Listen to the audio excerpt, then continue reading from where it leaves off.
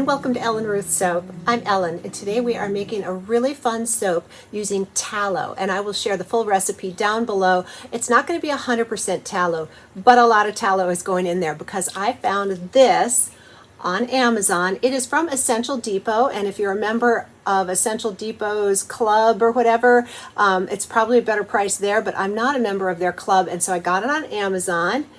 There it is, my beef tallow. And I'm so excited to use this. Beef tallow has some really beautiful properties. So this particular tallow says that it is grass-fed and non-GMO. So this is a really well-sourced beef tallow. So with the beef tallow, I'm going to be fragrancing this with winter woods. Now I know we're in springtime, but I love the fragrance of this. And let me read the scent description to you here. This is from Be Scented, and it says that it is a musky sweet vanilla with woodsy undertones. It has top notes of cedarwood, middle notes of cashmere and musk, and bottom notes of vanilla bean and sandalwood. It smells amazing. This is a Bath & Body Works dupe fragrance, and I just think it's fabulous. So that is the fragrance I'm going to be using with the beef tallow. Now let me tell you some fun things about beef tallow. Okay, so one of the cool things about the properties in beef tallow is that it has palmitic and stearic acids in the fatty acid makeup, and so that makes for a really hard bar of soap, a very white bar of soap if you're not using a discoloring fragrance. This fragrance from Be Scented does not have any vanillin, but it does discolor to a beige. But if you are not using any fragrance at all, making 100% pure, it's a nice bright white bar on its own. And it's a very hard and long-lasting bar because of the palmitic and the stearic acids that are just naturally occurring in there. And I like to make my tallow soaps at about a 6% super fat. You could go a little more even to make them very moisturizing, or I can't say that. This is a bar of soap that will clean you. I like how it leaves your skin feeling after you use it. That's my personal review. So yeah, it's a very bubbly lather also in the tallow. It's just a gorgeous bar of soap. So I'm excited to use the tallow today in this soap. And the other thing, because of the palmitic and stearic acids, tallow soaps are notorious for speeding trace. They can be a really fast mover, and I am going to be adding some other oils into this recipe. Again, it's all written down below, but I don't want to do a complicated design today. I want to keep things simple, but I am going to put in here a color swirl of my AC activated charcoal. I love how it looks in soap, and it is fabulous. I think activated charcoal has some great properties, and you can research that and see why you might want to put that in your soap. But it just, the stark, black and white swirls I think are gorgeous. So we'll be doing an activated charcoal swirl if things don't speed up too much. Let me get everything pulled together and get my lye solution out and prepped and ready to go. And we'll come back and make some beef tallow soap. All right, it's time to get our oils measured out, but I wanted to show you first. Today I'm going to be using my little Amazon molds, and I have 2 of them, so I'll be making a double batch today to fill both of these little molds up. I'm excited. This is the first time I'm using these, so you're coming along with me for the first time. All right, time to start measuring the oils, and the recipe today is 48% tallow, 26% coconut oil, and 26% olive oil. And I'll tell you the measurements I'm doing today. For a single batch, it's 14.4 ounces of tallow. I'm doubling this, so I need 28.8 ounces of tallow in here.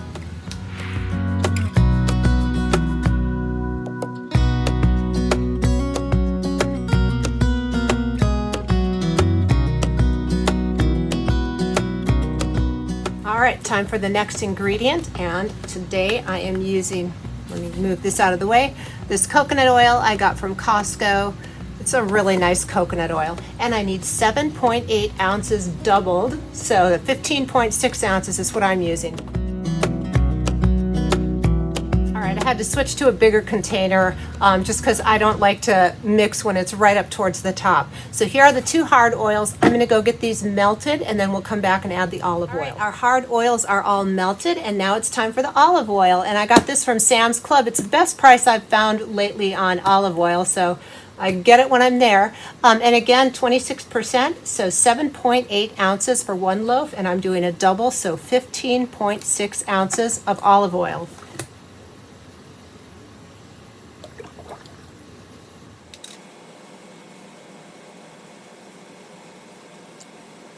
right, so while I have my oils bucket over here, we'll go ahead and add the additives in here before we get into making our lye solution. So today I'm adding my regular colloidal oats and kaolin clay. Those are my additives along with the color swirl of activated charcoal. So this is a smaller batch. Here's my 2 tablespoon scoop, and I'm going shallow on this. Normally I do a big heaping scoop, but this will be a little shallow. There's the clay. Here's the oats. And if you're making soap for the first time or you don't like additives, you can totally leave these out. It won't change the amounts of oils and lye solution you're using. These are extra, so you can completely leave them out and still have a wonderful bar of soap. I just love my additives, so that's why I put them in there. Let me get these all blended and then we will get on to our lye solution.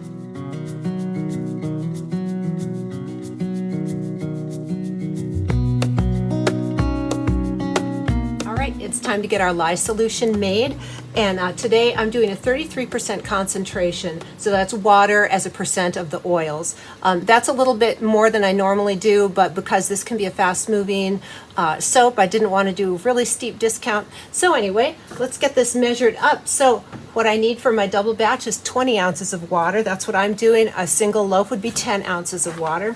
So I'm going to do 20 in here.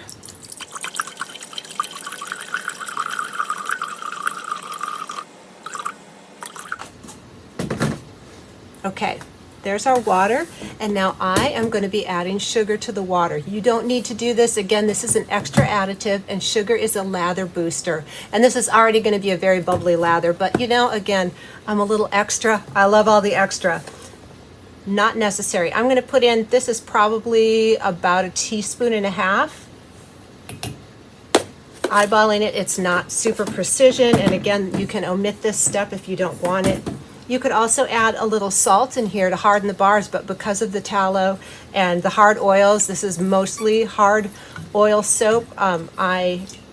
You don't need it. If you were doing a soap that was very high in liquid oils, that would be a softer soap, I would recommend using sodium lactate or salt in your water, but again, not necessary. These are all just extras. So if you want to make a super basic homestead soap, you just use the oils, no additives, the water, no special, and you're good to go. So I'm just dissolving the sugar here before we get the lye measured out and in here, because the sugar won't dissolve. Once you add the lye in there, it gets funky, and just trust me, you don't want to go there. So dissolve your sugar first and you're good to go. All right, so again, with me being a little extra, I am going to add just a touch of my Tussa silk fibers. Unnecessary. You could add mulberry silk, corn silk, bamboo silk, so many options. No silk at all. Totally up to you. I love how it feels. I can't tell you how much this weighs. It's weightless. So just a teeny little pinch is enough, and the heat of the lye reacting the water will melt that right in. And I just love how it feels in the finished bar. That's the only reason I add it in there. It's just a personal preference. Again, unnecessary. Let me set this off to the side, and now we're going to weigh out our sodium hydroxide, which is the lye. And I need, for a single batch, 4.2 ounces, and for a double batch, I need 8.4 ounces of lye. And this is for a 6% super fat.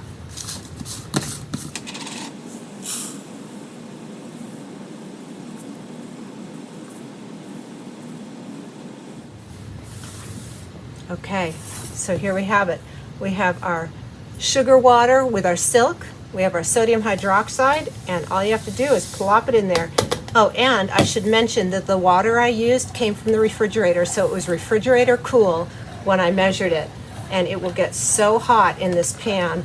I love the chemistry of soap making, but this is where you need your gloves on. Stand back. You do not want to breathe the fumes of the lye water. Once it off gases and quits fuming, it's fine. You don't have to be so scared to be around it, but when it's heating up like this, just stand back. Caution is always good.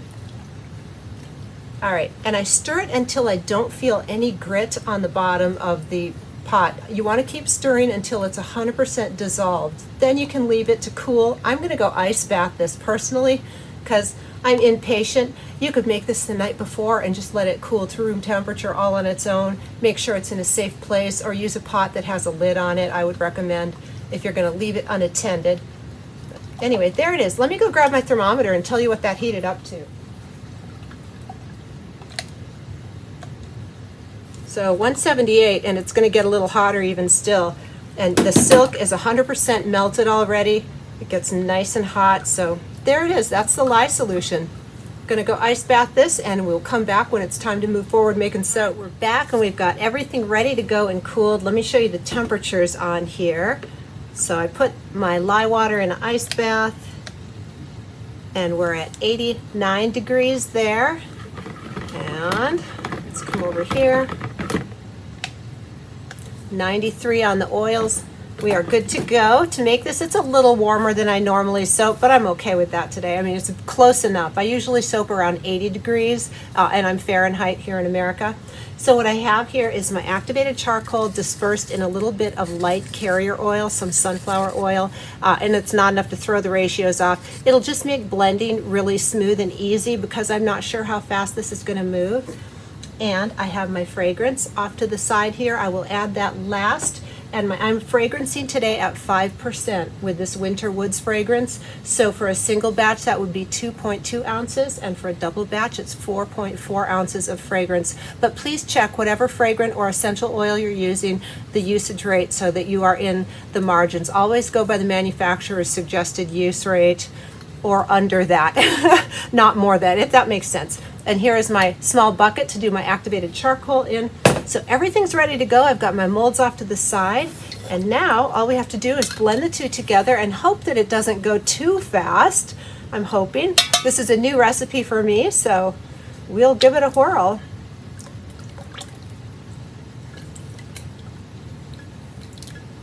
So when I proceed with caution, I like to stir with my stick blender and not blend necessarily. And I will just pulse a little and stir until I get a nice emulsion. And you can tell when it's emulsed when you stop stirring. If you don't see oil floating on top, then you have an emulsion. And that's looking pretty good. So I'm not going to mess around here.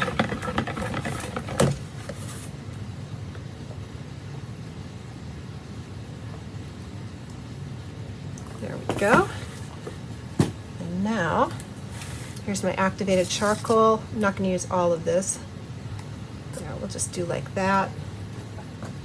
And here comes the fragrance.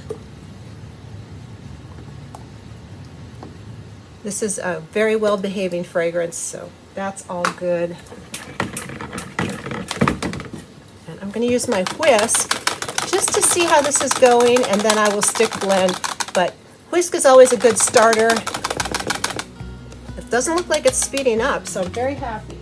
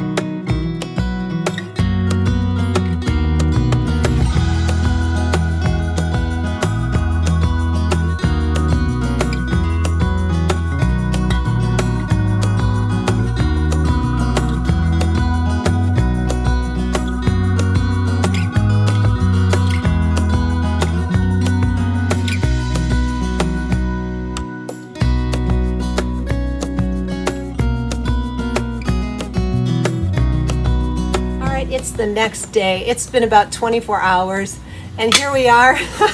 They're so cute.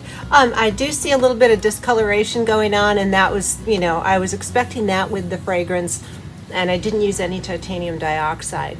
But I think these are beautiful. They smell fantastic. So now I've got to get them out of the mold, and I don't have to split the log, which is nice. So here's the holes that my husband drilled in the bottom of this for me to help get it out. Super easy. There we go. And last night I did put the lids on these and put a blanket over the top. So I'm hoping I went through gel phase. You know, it's easier for a big slab mold to go through gel phase because of the heat mass, you know. But so I hope I went through gel phase. We will see.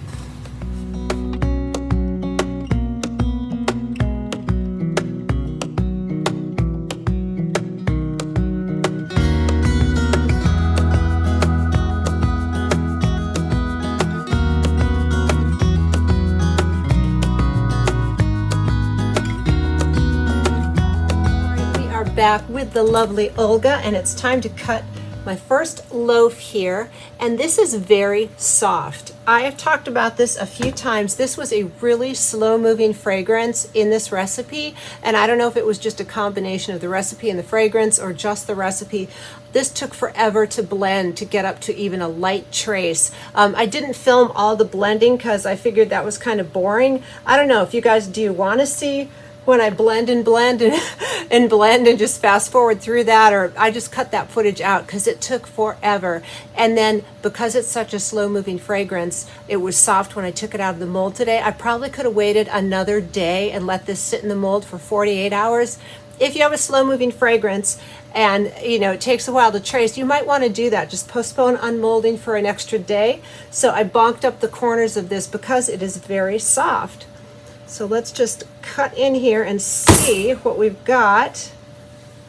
And again, this fragrance is a discoloring fragrance, but I think that's beautiful. So it's going to definitely darken up. You can see when you see the rim around the outside, that's what the inside is going to turn to. So it will be a sort of a, I'm going to say an orangey beige, but I think that's beautiful. These are really, really cute. So this is a very simple homestead style recipe with the beef tallow, coconut oil, and olive oil. And again, with all the additives that I add, they are all completely optional. So you could definitely reduce this down to the bare bones and have a great basic bar of soap for a homesteady version, real simple. But because of the olive oil and the coconut oil, it has all those good properties too. I'm not a huge fan of single oil soaps, although they're great and there's a purpose. Like I like 100% coconut oil, and if you do it with a 0% superfat, it's a really good like cleansing bar to make laundry soap and things out of. But and Castile soap is an olive oil soap. So there are single oil soaps that have their place. Typically though, I like the blend because each oil brings something, you know, different to the table. Loving that spoon handle swirl. All right, let's get on to our next loaf here. All right, here is the next loaf going in. And this activated charcoal swirl is a little bit gray because I didn't go very heavy on the activated charcoal. If you put in a larger volume of charcoal to carrier oil, you'll have a darker black color, but I think this gray is actually quite lovely. I'm really happy with it. And those swirls. I am delighted with these bars of soap. I have to be honest with you. I am loving it. And again, another factor for why this moves so slow is I'm working with a full water, which is more than I normally do. I normally do a really steep water discount, and because this was a new recipe and I was not familiar with it, I went ahead and did full water. So these will take a little longer to cure to get all that extra water evaporated out.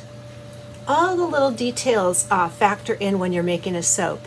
You can repeat a soap, same recipe, same colors, same scent on a different day or a different season, and it can act a little different. So yeah, each time you make a bar of soap, there's a little bit of art and fun involved. It's never exactly the same. And I really love that about soap making.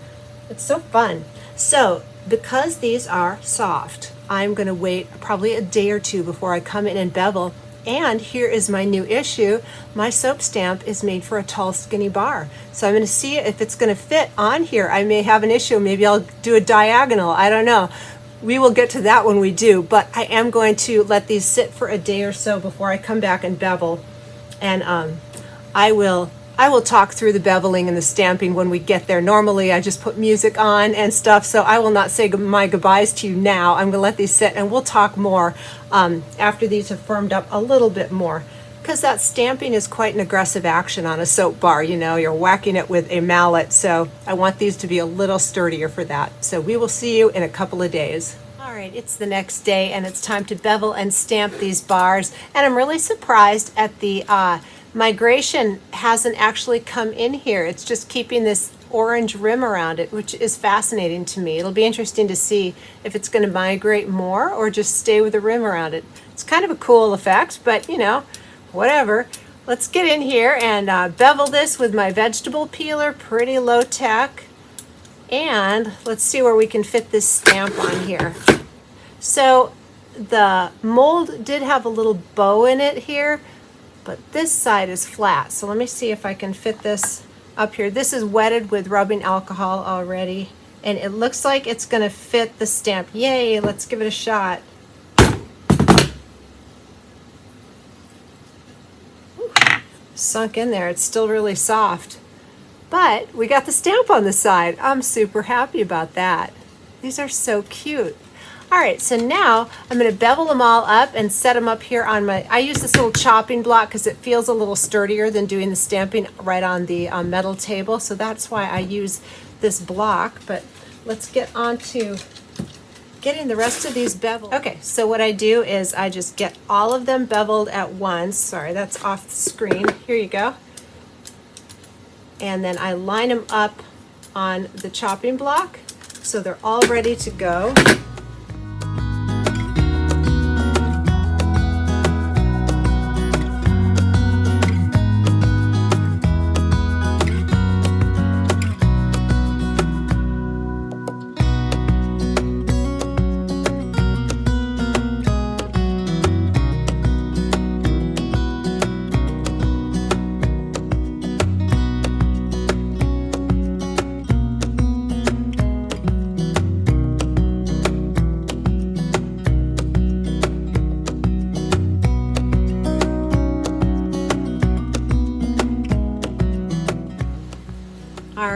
Well, I'm so glad the stamp fit on these, because I'm going to be using these little Amazon molds more frequently. And some of these look like the rim is actually fading out. So if this changes, the color changes significantly over the next few weeks, I will take updated photos for the end of this video. But I just want to thank you so much for joining me today. This was really fun to make. I hope you give the recipe a try, and if you do, let me know how you like a good tallow bar of soap. This is kind of a homesteady type soap, but with a little extra fun. All right, since it's been a couple of days, this is fully saponified. I wanted to go ahead and do a lather test and just show you. This is one of my end pieces, so this is going up to my room after the cure. So let's talk really quick about cure time and saponification. After 48 hours, I like to say 72 hours to be on the safe side, your bars are fully saponified, which means the lye and the oils have completely done their thing. It's neutral. It is pH safe to use.